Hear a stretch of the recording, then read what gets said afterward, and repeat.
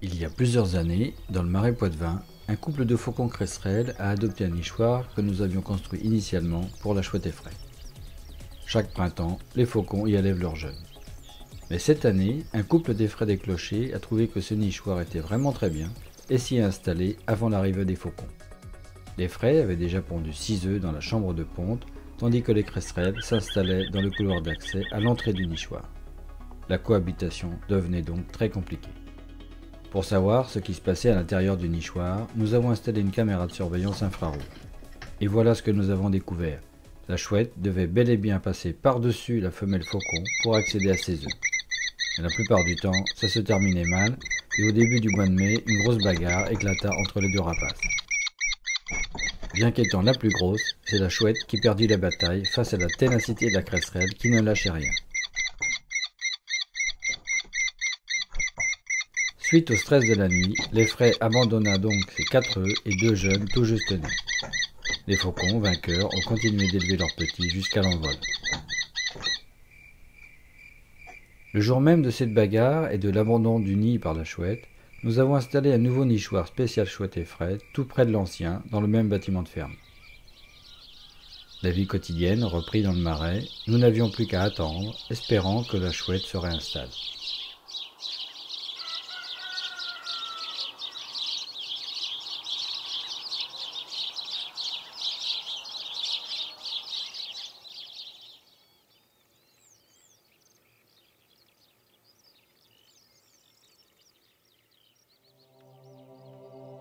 Une nuit, à la fin du printemps, nos efforts furent enfin récompensés.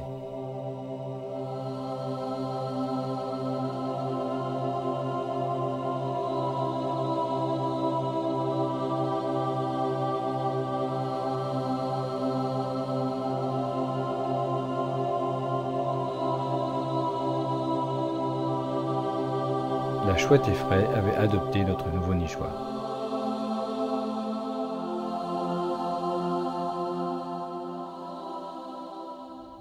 Il nous fallait donc encore patienter jusqu'à ce que les petits soient nourris par les parents. Le spectacle pouvait alors commencer.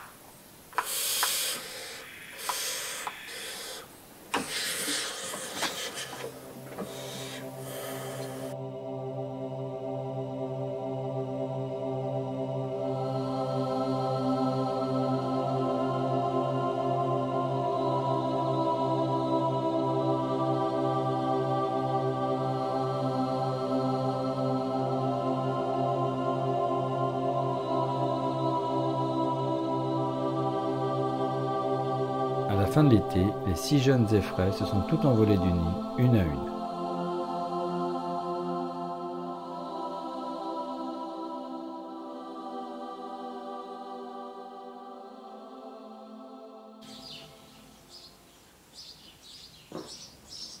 Après l'envol, durant encore quelques semaines, les parents ont continué de nourrir les jeunes. Ils reviennent au petit matin pour se reposer bien à l'abri dans le nichoir qui les a vus naître. Mais à la fin de l'été, les petites chouettes devenues autonomes se sont dispersées dans le marais. Rendez-vous en 2017.